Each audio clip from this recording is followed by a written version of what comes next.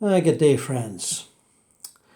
Welcome to Gord's Poetry Show number 72, here at the tail end of 2019. Many fine books and chapbooks of poetry have found their way into the snug harbour here at Gord's Poetry Show. And I finally fessed up to myself. There was going to have to be two poetry shows, probably today and maybe in a couple of days, to cover it all. And interesting reflections of my glasses there. And here I am in front of the little Group of Seven collection here I have at this end of the house. A.J. Casson, Lauren Harris, and did I forget somebody? Oh yeah, A.Y. Jackson, but where's he? Tom Thompson, right next to the flowers. Anyway, been a fine year for poetry. Of course it usually is. Try to find a dud year. Go on, I dare you. 1742 wasn't much. 1851 was a little on the slow side. 1949 was not, any kind of animus mirabilis. But here we are, 2019, looking at Eve Joseph's Griffin Prize winner book, Quarrels. Prose poems.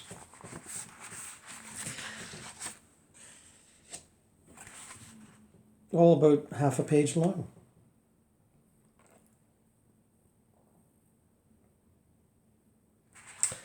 You knock on the door, but nobody answers. Cupping your hands around your face, you peer through the side panel of frosted glass. A kettle is whistling, a woman singing as she sets the table. This is a familiar house. You knock again. Inside, the sounds are festive. Glasses clink and a band starts up. Pressing your ear to the door, you hear the sound of your own laughter. This is the house you grew up in. You're sure of it now. Revelers are boisterous, they're dancing shadows on the lawn. Your legs are cold, there's frost on your shoes, and the cabbie calls impatiently from the street. You remember a song that eluded you all day.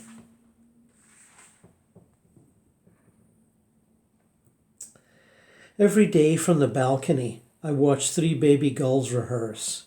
One flaps its wings like Otto Lilienthal, the glider king, and runs toward the gutter, teetering on the edge. Another jumps up and down as if gathering courage on the edge of a diving board. A third quotes Nietzsche.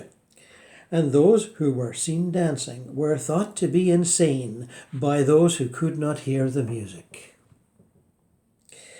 Magi of the rooftops or a triumvirate of fools? Hard to say. There must be a moment to surrender to the updraft. In the gnarled tree down the road, a crow, one eye on the performance, is gorging on apples.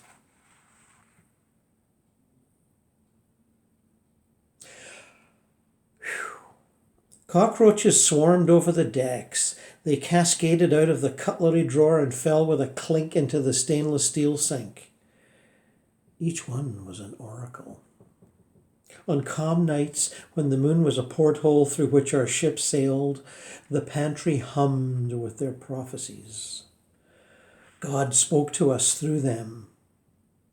I gave leftover scraps to the workers in port, pickled herring and a black bread, and they brought me burlap sacks stuffed with green mangoes. On long voyages, we wore gloves in bed. To keep the roaches from gnawing our fingernails. In grade 3, Miss Gladstone showed us how to press leaves between wax paper with a hot iron. She taught us about photosynthesis, and we lifted our spindly arms and swayed like trees. Some of us were maples, some poplars. When the breeze picked up, our crimson leaves twirled on their stems and fell at our feet. Branches held high, we breathed out what the world breathed in.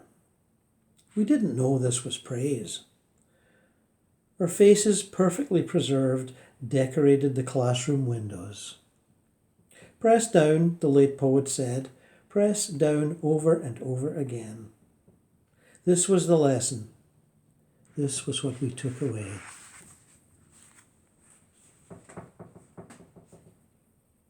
Thanks, Eve, and congratulations. It's always nice to win a prize, isn't it?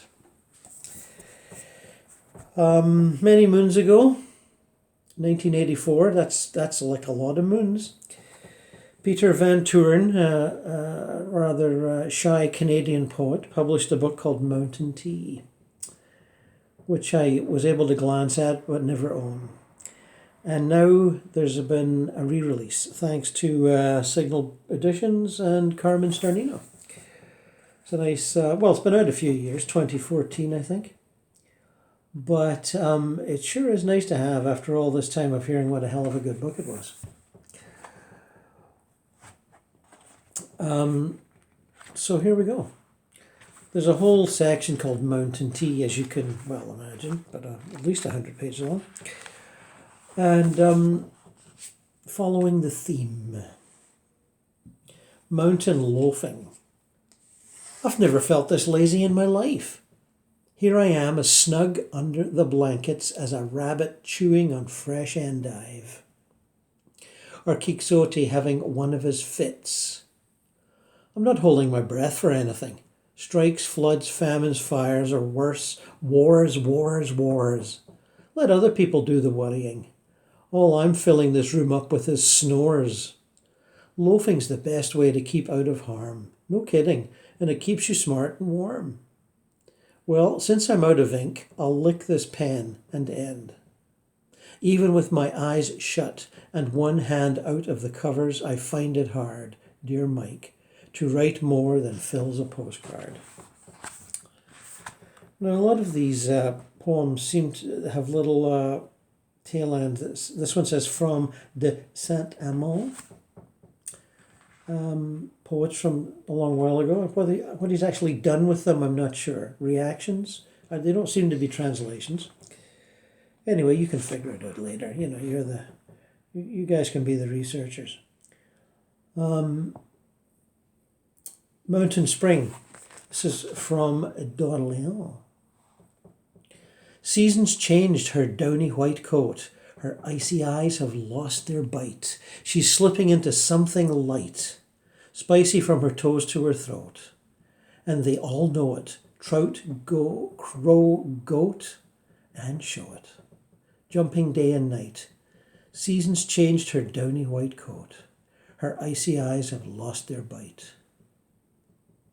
River, fountain, ditch, brook, or moat, all their bouncing's a work of light. Rinsing off flakes of gold, they float on chips of silver through the night. Seasons changed her downy white coat. Her icy eyes have lost their bite.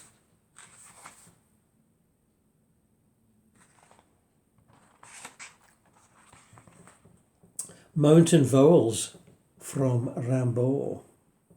That gives us a clue, doesn't it? A black, E white, I red, U green, O blue. Vowels, show me all your tongues sticking out. A, breath's puzzle, stiff-backed, hooked like a shoe, fly fuzz-faced, to cup flesh up, in or out. Under. E, snow tents, kettle shouts of steam, ice bones, clay kings, drizzle-drummed flower bells. I, spat out, blood's cherry bloom bubble gleam, the stretched sorry lips, rage sore, drunk spell wells. You, ship teasing rolls of green sea, full hum, cattle loosed knots, plump rumpled bulrush clumped urns. Thanks wrinkled over the thinker's brow bones. Oh, trumpet-tongued outrageous twists and turns, mountaintop stillness skipped by planet stones. The apple of your eye, omega of Om. Mountain bath. This doesn't seem to be derived from anything. Perhaps other than a need for a bath. Oh, for a river bath, sandy bower, where you can try a flower in your hair or a cap of shampoo. But remember, if you're ever all set to get wet there, your clothes on the raft, your hopes in the air, with lots of stars out and fireflies to spare. Should some stones you're skipping on the river, or your voice with its honey, reach a bear? Swing him from behind a boulder out there, with trees for arrows over his shoulder. Don't, sandy bower, take him for a dope, and try, without dogs, to start talking bear. Like the moon with her head above water, hit that river and to hell with the soap. Peter Van Toorn, Mountain Tea. Nicholas Power, 10 Dittos, a very recent chapbook. And yes, Proper Tales Press, 2019. Nick Power's been around and about for so long, I can't really remember how long. We've befriended his work before on Poetry Show, and now we're going to do some more. Mona Lisa looks the other way. Even when he's quoting Shakespeare, she's not looking over his shoulder. Her smile is not for him. Something he's not able to say has her wondering. She's not the muse of someone else. She's alive in her own perceptions. She casts her eyes on what we haven't noticed yet. Subtle dictation. He goes rogue in ragtime garage. No bootlegs, no covers, no fake books. Private thoughts in his own signature key.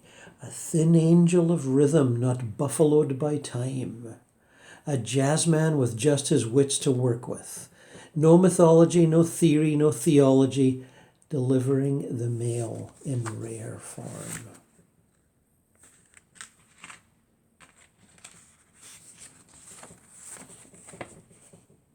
Occupancy. Skewed facade of palsied houses. Failing software at the headquarters of Sheen.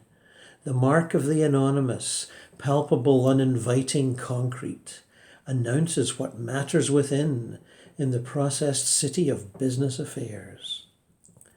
View lower floors here, the building's only public knowing, a national however.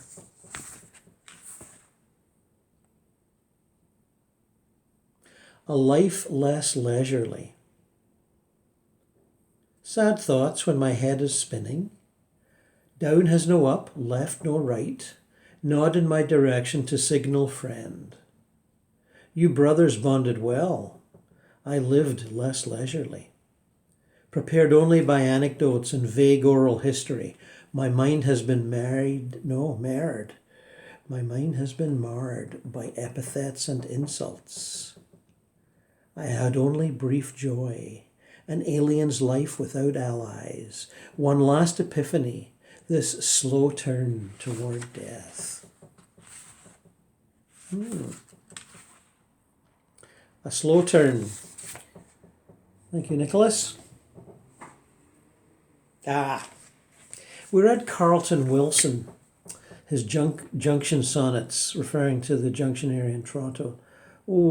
Months and months ago, perhaps even years.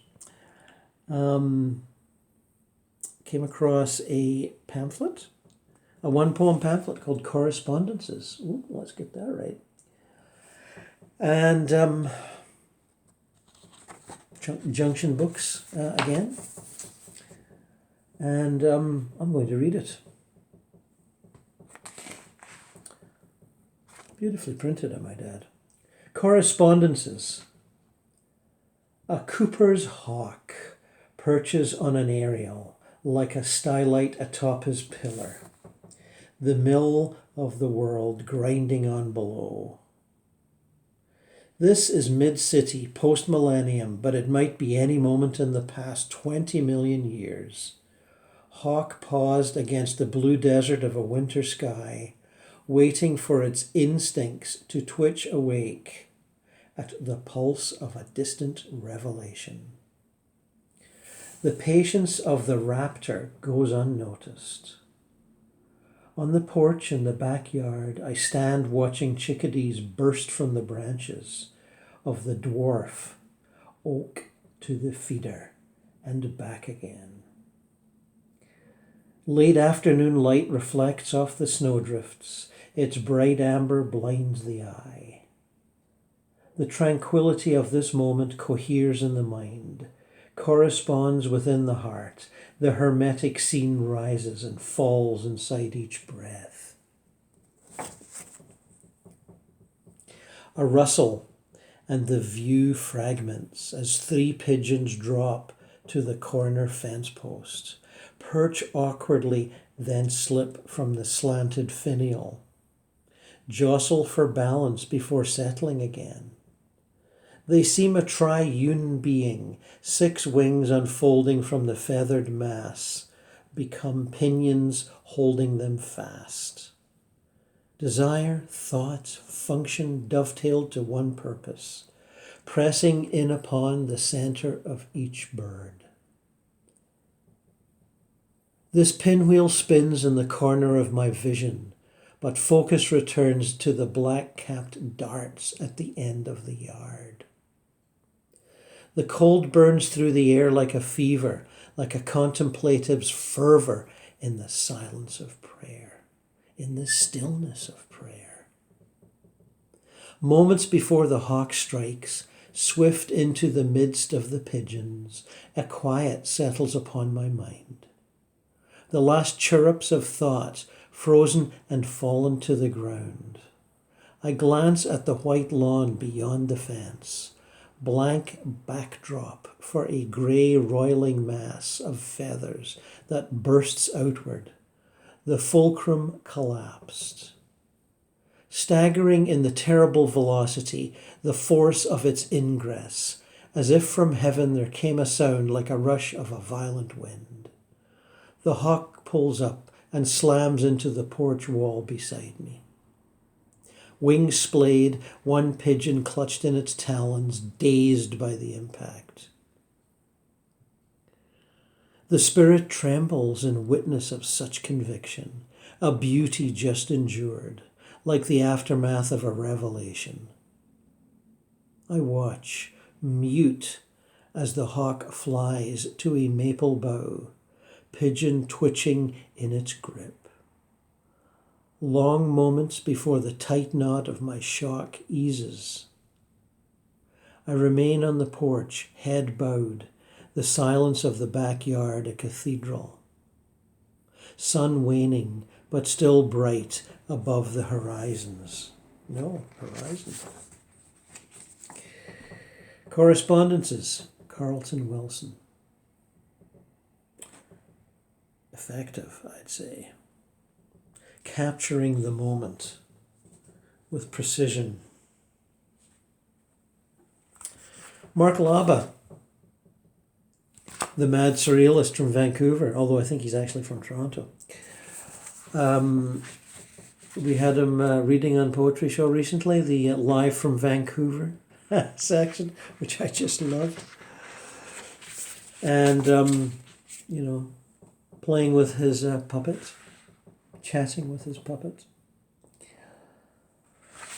From the Inflatable Life, Tennis Lessons for the Homeless.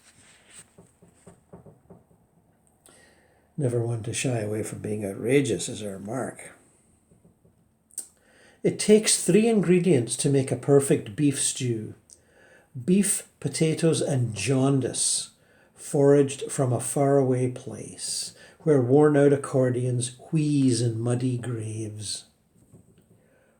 Where are the fingers that pine for those cracked yellowing keys, fluttering soundlessly over toothy grimaces and moss-covered mechanisms, cranking out the music of gnats. The rheumy eye runs up against the rough underside of pale sunlight, and a haberdashery peeks from the depths of a pond. A sign advertising a sale on socks nearly 30 years past.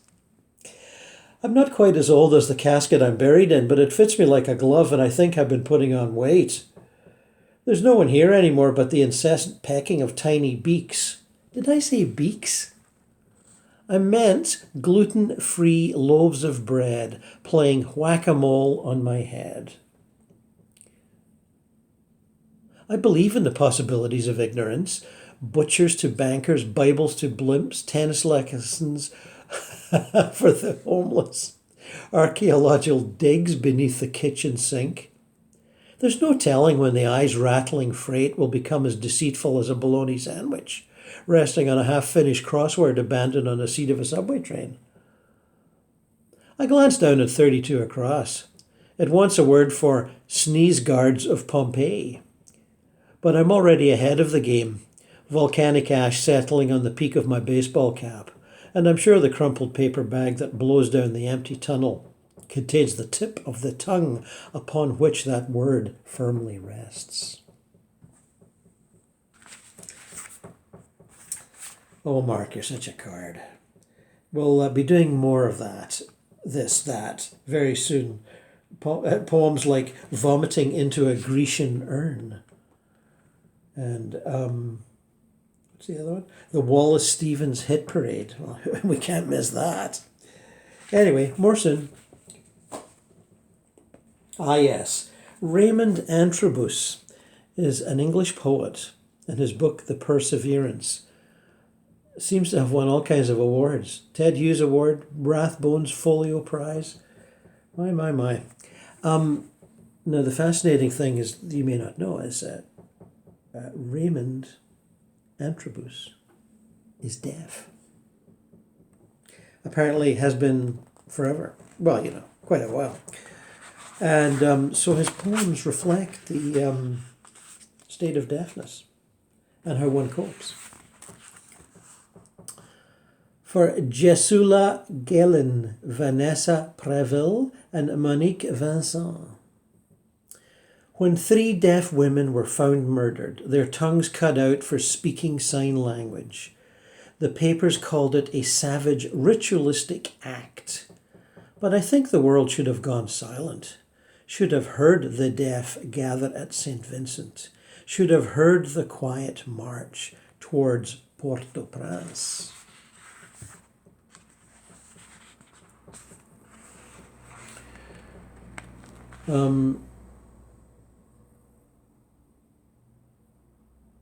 Quote here before we start. The British government did not recognize British Sign Language until 2002, BSL.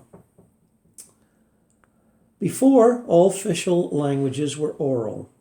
The deaf were a colony the hearing world ignored. And now, the irony that the words noise and London are the same sign in BSL, British Sign Language. It's getting so loud, audiologists are preparing for the deafest generation in heard history. In Montego Bay, a sign written outside the outside walls of the Christian Deaf School says, Isaiah 29:18, in that day the deaf shall hear. Above a painting of a Green Hill paradise, Harriet, the only deaf teacher in the school, tells me no one speaks sign well enough to enter any vision of valleys. My dad never called me deaf, even when he saw the audiogram. He'd say, you're limited, so you can turn the TV up. He didn't mean to be cruel. He was thinking about his friend at school in Jamaica who stabbed another boy's eardrums with pencils. Dad never saw him in class again. Maybe that's what he was afraid of, that the deaf disappear, get carried away, bleeding from their ears.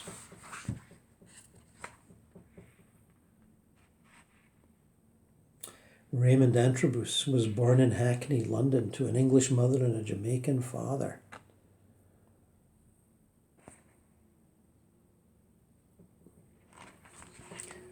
And it's all pretty focused and pointed, as you can hear.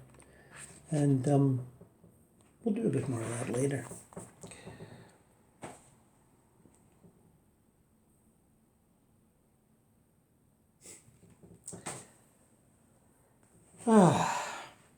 John Riebetanz, conversing with Wang and She, a sequence of glosses.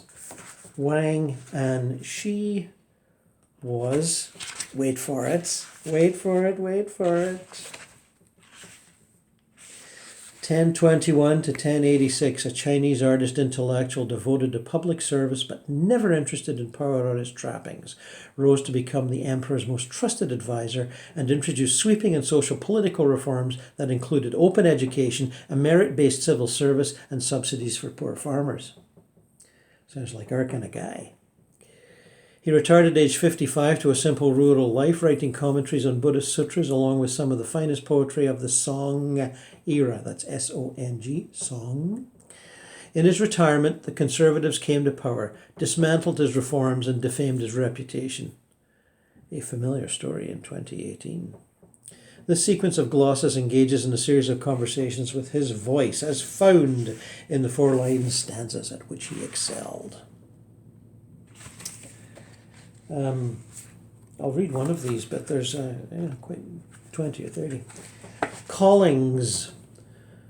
Here's Wang and She's quatrain. In vast mountain silences, summit clouds tumble over one another, and on the river, fluttering sand ducks drift and dive as they like.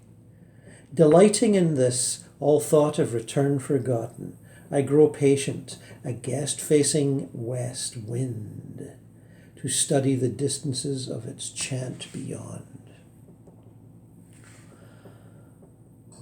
I've been searching for you, teacher, in the wrong place, as if the narrow spine, your poem's backbone, would take on flesh and voice, leap from its bookcase and speak to me over the winter wind monotone, howling among this city's vertical islands, and turning rain-glass curtains white as your hair.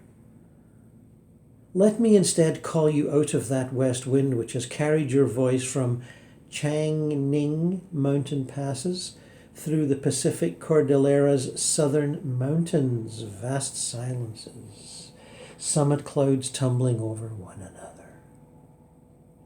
To interweave your breath with misty exhalations from granite throats, oneness of self and not self, you practiced on your ridgeline walks, slow, patient dissolving of footfalls into the hill's recesses.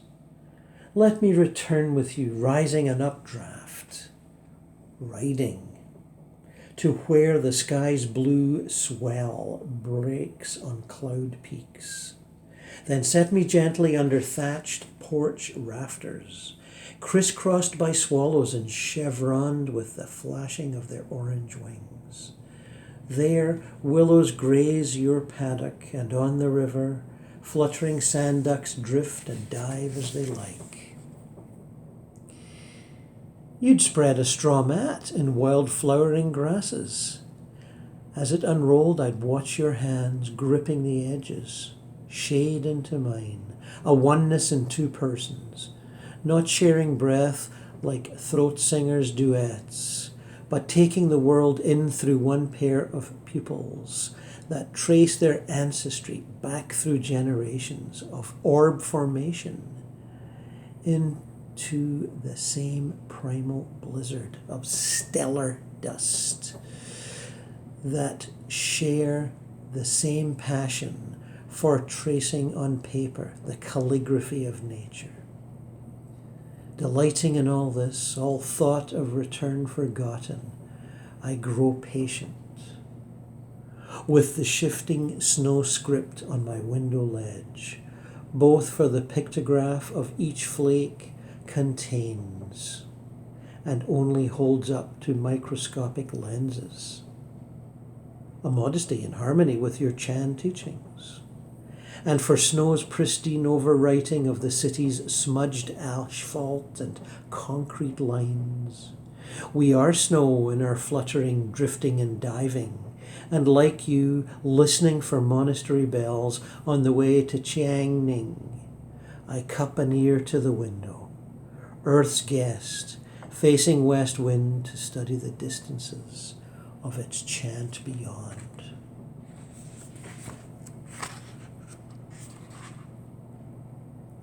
My, love that one. Thank you, John. More later. Nice cover too, not to show you that.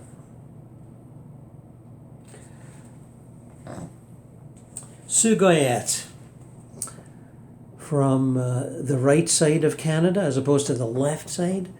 We've read with great pleasure some of her earlier work. And this new one, Penelope, from Gaspereau Press, as was some of her others. You know, I think we all know about the disorienting world of Penelope's domestic upheaval from that famous old book. A world populated by a swarm of opportunistic suitors, a tempestuous teenage son, a goddess, and sundry sentient objects and talking creatures. Indeed. This is written with Ms. Goyette's customary flair. I think it looks like all the poems, oh no, I guess they don't. A lot of them begin with I wake to. I wake to dripping. Are you awake? I'm asked. Are you the ceiling? I reply. The ceiling sighs. I loathe that name. It complains. How may I address you? I say dutifully. What about gateway to the heavens? Or better than floor? What's dripping? I ask. Your vat of tears is leaking. Gateway to the heavens informs me. Someone sloshed into it and rendered a hole. If I know anything, it's about salt water and this new tide of tears. Isn't the concern it would have been before seeing my husband ploughing his field? Are my tears escaping or being re-wept, I ask. Some are escaping, but some are definitely re-crying, is better than Floor's guess. I wake to a change of heart. You will no longer bathe your husband in the tears you shed while he was lost at sea? I'm asked. Lost at sea? I reply. Dutifully, I had thought immersing him in my own salt water would properly wash him of the danger he'd faced while he marinated tender in my love. But I'd rather braise him now than marinate him. Bring me a bottle, I say. He can drink my tears if he's thirsty for the truth. I know loss so well, I'm ready to lose everything, and at the very least I'll be left with a bottle. Make it a jug, my nimble mind insists.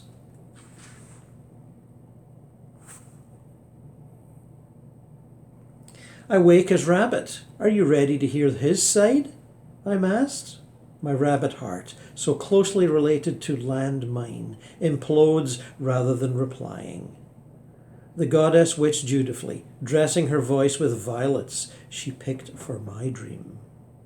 And the white stone she'd brought from the far shore is thrown now, rippling the day and obscuring its clock.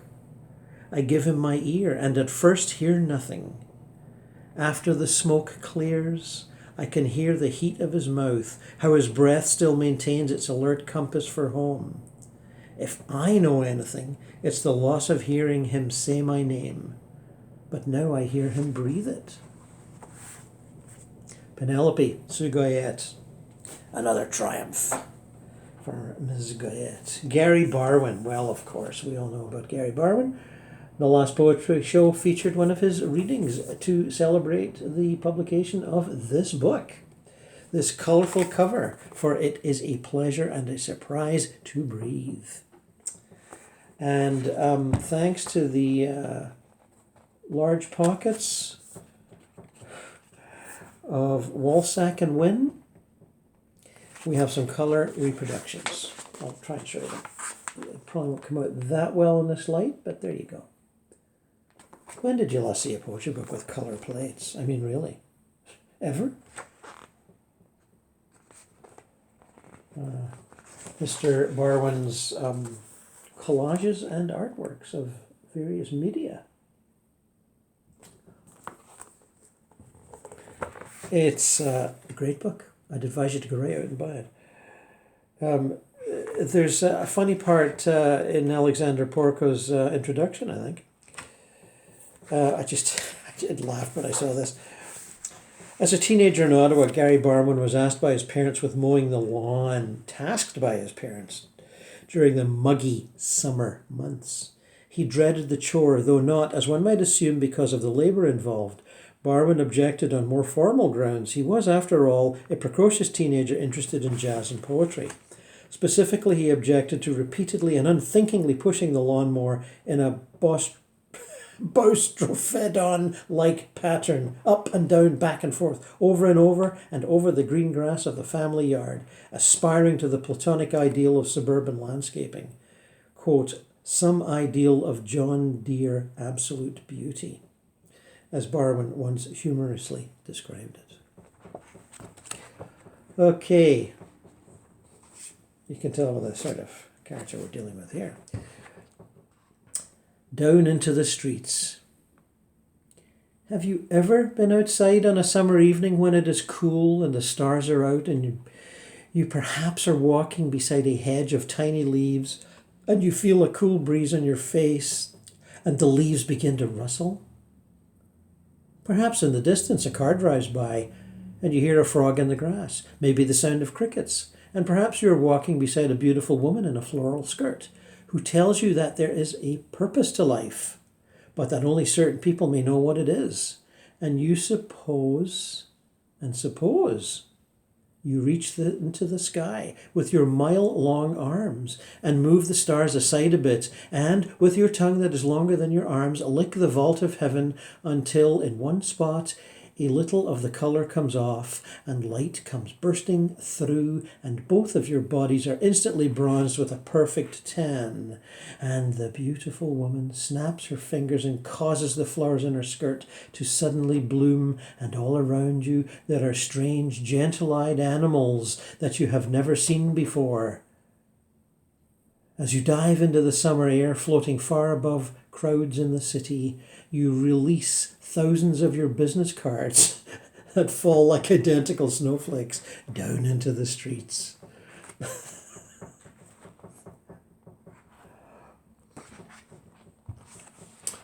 A rabbi, a schoolboy, and a tailor walk into a bar. Both the rabbi and the tailor order a drink, but the schoolboy tells this story. He says, imagine yourself to be a leaf. Imagine yourself to be turning gold. The sound of your hands as they move through water. The sound of your feet walking on dry land. Once when I was 17, I did not do my homework. I became a leaf on a tree in a shopping centre. I became a discount store. On Tuesday, I was selling shoes, videotapes, German sausage, when a tall blue bird was born from my shoulder blades. I became light as a 5 or a 6, carried by air. I was a leaf turning into a highway from a street in the suburbs. I was a blood cell spinning in the veins of my tongue. I read the menu out loud, pronouncing each word. The wind picked up signals from Jupiter, and a rock that was on my chest became a family of 4, then a group of stars in the constellation Orion. I never wanted to become immortal, but it came to me so clearly. I parked my car behind Loblaws and knew I would never die.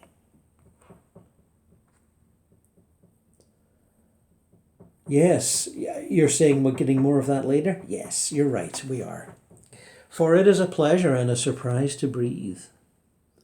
I don't know about the surprise bit, but pleasure for sure. I mean, we're breathing even when we're asleep. We're breathing when we wake up. We're breathing when we're born. My goodness, we breathe a lot. We've still got 4 minutes. Came across an old Lawrence Ferlinghetti book called When I Look at Pictures. Many famous paintings in here reproduced, thank goodness. like bird experiencing light. That's kind of an interesting one. Look at that. Can you see it? No, I don't know. Anyway, and here's what Berthe Morisot, a poem called Tea. You'll know Berthe. She was one of the more famous Impressionists. Long before it became trendy to be a female Impressionist. But no, I really like her work. And apparently so does Lawrence Ferlinghetti. Seeing a Woman as in a Painting by Berthe Morisot. Ah, te quis, as in an hourglass, through which all flesh flows.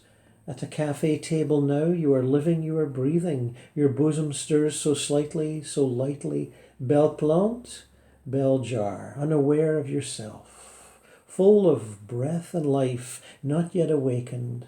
I feel your breath so light across the loud cafe, dear distant one. The time will come or will not come when we shall know why we live and why we love. The time will come or will not come when you'll awake from your deep dream of youth. The time will come or will not come when we shall know why all things pass through the hourglass and why we are now here in the late morning listening to a jukebox Puccini and looking away from each other, as if we did not know the music, as if we did not know the melody.